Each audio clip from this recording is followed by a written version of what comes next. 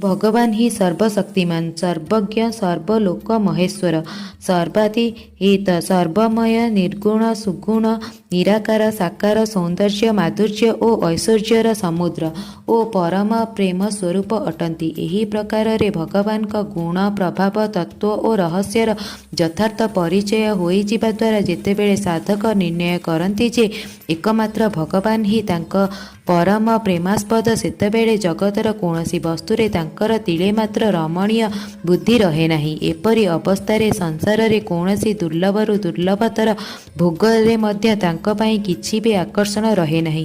ଏହି ପ୍ରକାର ସ୍ଥିତି ହୋଇଗଲେ ସ୍ୱାଭାବିକ ଭାବରେ ଇହଲୋକ ଓ ପରଲୋକର ସମସ୍ତ ବସ୍ତୁରୁ ତାଙ୍କର ମନ ସର୍ବଦା ପ୍ରତ୍ୟାହୃତ ହୋଇଯାଏ ଏବଂ ସେ ଅନନ୍ୟ ଭାବରେ ତଥା ପରମ ପ୍ରେମ ଓ ଶ୍ରଦ୍ଧାର ସହିତ ନିରନ୍ତର କେବଳ ଭଗବାନଙ୍କର ଚିନ୍ତନ କରିଚାଲନ୍ତି।